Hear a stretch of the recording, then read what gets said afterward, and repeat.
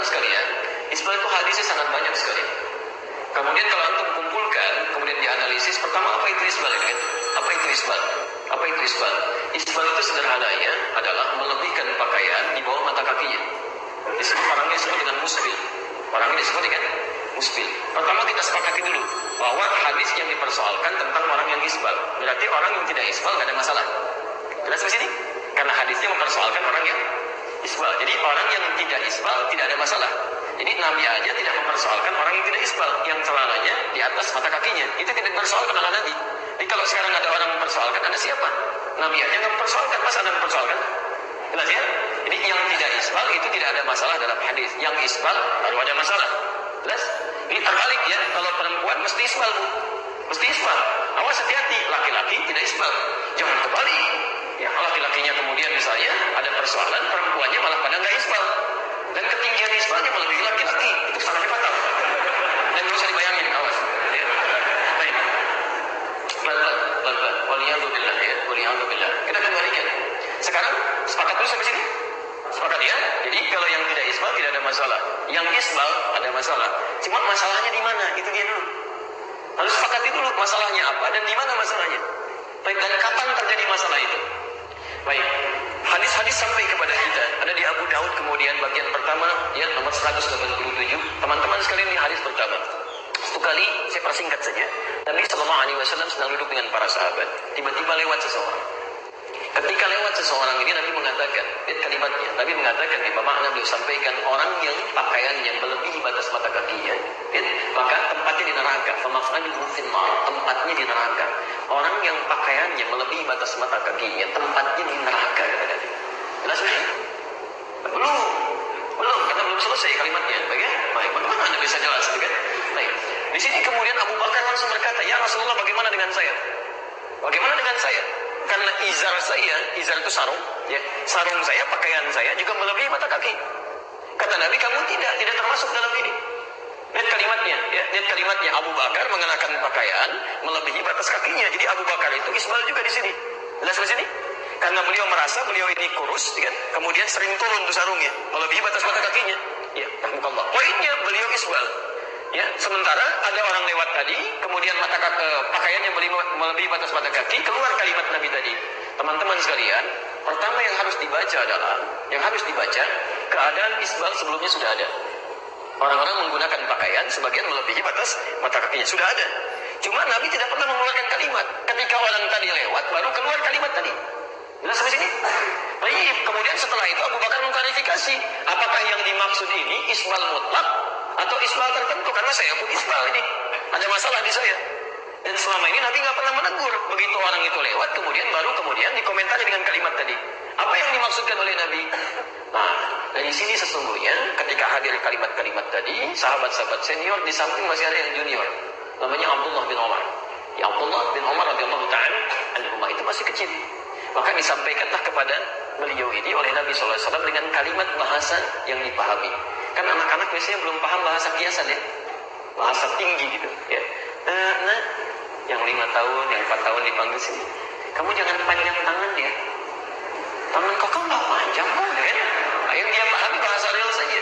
Baik, maka pada Abdullah bin Umar radhiyallahu ta'ala anhu disampaikan oleh Nabi SAW, kamu jangan sombong seperti orang yang melebihkan pakaiannya di bawah mata kakinya. Orang seperti itu maka tempatnya di neraka. Orang seperti itu maka tempatnya di neraka. Jadi di sini ada 2 kalimat. Satu, Nabi menyebutkan kalimat umum yang tanpa menyebutkan kalimat sombong. Sedangkan di sisi lain menjelaskan pada Ibnu Umar memasukkan kalimat sombongnya hilah di sini. Maka dikumpulkan oleh para ulama hadis-hadis ini, bahkan banyak sekali hadisnya. Diterapkan metode al-jam'u wa tawfir, mengumpulkan semua hadisnya, diambil isyarat hukumnya. Kesimpulan pertama, ada yang menafsirkan bahwa yang dimaksud dengan isbal ini bukan isbal mutlak berbicara tentang pakaiannya, tapi berbicara tentang sifat yang melekat pada orang tadi. Karena orang ini ketika lewat menampilkan kemegahan dirinya. Teman-teman kalau pernah ke Arab atau tinggal di Arab, sebagian sifat orang-orang Arab itu dulu yang diabadikan dalam pelajaran-pelajaran dan praktek sebagian hingga kini, itu kalau sudah mendapati kenaikan strata dalam kehidupan, harta mulai agak banyak, kedudukan meningkat, biasanya salah satu tanda untuk menampakkan dirinya dengan berganti pakaian yang lebih bagus dan tercurah sampai dengan ke bawah jalan. Ya, jadi pakaian-pakaian kebesaran lah gitu ya. Baik, bukan cuma cukup kebesaran. Kalau yang perempuan itu pakai perhiasan-perhiasan. Ya, baik kalau jalan perhiasan banyak, itu kan tabarruj namanya. Tabarruj muncul kelihatan, kaki gelang dipakai kan, gelangnya di kaki, ketika jalan kicik gitu kan. Itu tandanya sudah mulai meningkat sampai kehidupannya. Nah, jadi begitu dia lewat dia ingin pamer nih saya. Baru berubah nih sampai kehidupannya. Maka disoallah oleh Nabi SAW. Maka pendapat yang pertama dari kalangan para ulama mengatakan hadis isbal ini ilatnya sebab Nabi menyampaikannya bukan karena pakaiannya, karena yang lain pun dengan pakaian yang sama tidak disoal, cuman karena kesombongan yang melekat pada orang itu ingin pamer dengan keadaannya. Jelas di sini? Ini bagian yang pertama. Jadi ilat hukum yang disimpulkan terkait dengan kesombongan, pamer di sini. Yang kedua mengatakan dia mengambil pada hadis yang mutlak saja. Yang mutlak untuk kehati-hatian, karena ilat sombong ini kaitan dengan hati kan. Kita nggak bisa menebak suasana hatinya. Ya suasana hati bisa sombong bisa tidak. Karena Nabi mengatakan dalam satu situasi mutlak kalimatnya untuk kehati-hatian dia mengambil yang ini saja. Jadi pokoknya nggak boleh isbal lah. Kalau isbal resikonya bisa di neraka gitu kan. Maka mengambil hadis ini dengan pemahaman untuk menjauhi isbal, maka dia praktekkan dalam kehidupan selamanya, kemudian dia sesuaikan di atas mata kaki. Ya pendapat yang kedua. Baik. Yang ketiga kemudian berusaha menggabungkan ini. Ini menurut saya yang terbaik. Ini yang menggabungkan. Baik, poin yang pertama ataupun yang kedua sesungguhnya bisa dipadukan. Ya. Satu, yang terbaik adalah menyesuaikan kondisi pakaian itu. Ya. Terlalu di bawah mata kaki tidak bagus. Karena bukan cuma masalah sombong. Bisa juga terlalu terurai, bisa terlekat dengan najis, bisa kotoran, bisa macam-macam kan. Jadi Anda bisa sesuaikan. Bisa Anda misalnya pas di mata kaki naikkan sedikit ke atas untuk menghindari kotoran-kotoran dan noda. Tapi tetap menggunakan asas keanggunan dan keelokan karena Allah pun mencintai keindahan di sini. Innallaha jamilun yuhibbul jamal. Jadi sesuaikan dengan profesi Anda, maksimalkan itu sehingga tampak keanggunan Anda tidak keluar ya dari penampilan yang menurut sebagian adat mungkin tidak bagus gitu ya. Bukan cuma adat yang tidak sesuai dengan kondisi agama, bukan sesuai dengan kondisi syariat kita, tapi dipandang kurang elok. Misal, mohon maaf ya, Anda sudah pakai jas, pakai dasi gitu kan, mau berangkat ke kantor, tiba-tiba celananya mau dekat lutut ya, seimbang misalnya kan, terlalu tinggi kan, gak nyaman dilihatnya. Ya, gak nyaman. Ya. Jadi karena itu coba Anda sesuaikan. Ya, mungkin di atas sedikit, ya paskan di situ, ya naikkan sedikit, yang dengan itu najis bisa dihindari dan tampilan tetap bagus di sini. Ini pada prinsipnya, ini cuma khilaf ringan di sini, gak usah diperbesar. Ya, jadi jangan sampai timbul masalah baru yang dengan itu justru memasukkan Anda ke neraka. Anda memang tidak isbal, tapi mulut Anda isbal tuh. Semua ditarik gitu kan, kayak nggak ada sumbunya. Masih kelebihan bahan, kayak nggak ada gunting aja. Komentarnya kan nyebelin, ramai di situ. Tiba-tiba apa yang terjadi? Kesombongannya muncul, dia nggak isbal, cuma lisannya sombong. Atau sebaliknya, yang isbal pun komentarnya yang lain. Begitu jalan, balik Masya Allah, banjir ya ini. Kok dinaikin itu bisa gitu kan? Dalam suasana yang ingin mencela. Ya bukan suasana canda biasa, dia ingin mencela dan sebagainya, itu nggak boleh seperti itu. Nggak boleh. Ya. Sehingga muncul kalimat-kalimat yang tidak menyenangkan. Ya, Anda mau pilih pendapat yang pertama, boleh. Pendapat kedua, silahkan. Ingin berjaga-jaga, itu bagus.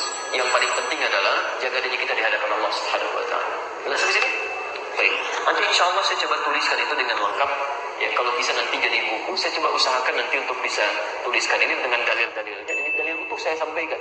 Saya tidak akan pernah menutup pendapat-pendapat ulama yang berdasarkan pada dalil, bukan cuma pendapatnya. Jadi kita harus jujur ya, kita boleh memilih salah satu misalnya untuk pilihan kita. Tapi kalau ada hukum yang diberikan oleh Nabi terbuka, kita jangan pernah menutup itu. Nggak boleh, karena orang lain belum tentu bisa sama dengan ukuran kita. Misal, dalam hal sujud bisa menggunakan telapak tangan, bisa lutut. Dari Nabi-nya dua-duanya ada. Tiba-tiba Anda bisa memilih satu, itu boleh. Tapi jangan sampai pilihan Anda menjadikan orang lain dipaksa untuk ikut pilihan Anda, itu gak boleh. Sepanjang terbuka dari Nabi, buka itu. Mungkin ada kelebihan yang menurut orang lain dia lebih nyaman di situ. Tapi kalau nggak ada dari Nabi-nya, jangan bikin hukum baru. Jangan usah bikin. Puasa sunnah cuma Senin, Kamis, ya. Setelah itu Ayyamul Bid. Setelah itu tingkat paling tinggi misalnya puasa Daud, sehari puasa, sehari tidak, itu ada. Anda pengen bikin yang baru, saya besok puasa Sulaiman, bisa kan? Kalau nggak ada, itu nggak boleh. Tapi sepanjang ada, itu nggak ada masalah. Itu nggak ada masalah. Jelas di sini? Itu tolong ini pendapat kami. Kalau berbeda dengan ustaz lain itu nggak ada masalah. Itu kan pendapat yang disampaikan. Hadisnya ada, ulama dari dulu ada pendapat dan tidak ada masalah di sini. Mereka tidak ribut satu dengan yang lainnya. Ya, ulama, zikir, ahli Quran, ahli hadis, tahajud tiap malam, menangis pada Allah. Sebagian ada yang buta matanya karena menangis, karena merasa kurang amal. Sudah hafal Quran, rajin tahajud, hafal hadis dan sebagainya. Anda jadi ulamanya belum, hafal Quran belum, hadis belum, malam belum tentu tahajud sampai dengan menggak-menggak kakinya, gitu kan? Ya, belum tentu menangis kemudian sampai buta matanya karena mengharap dari Allah Subhanahu Wa Taala. Tiba-tiba merebutkan sesuatu yang tidak diributkan oleh para ulama. Anda siapa gitu? Anda sehat?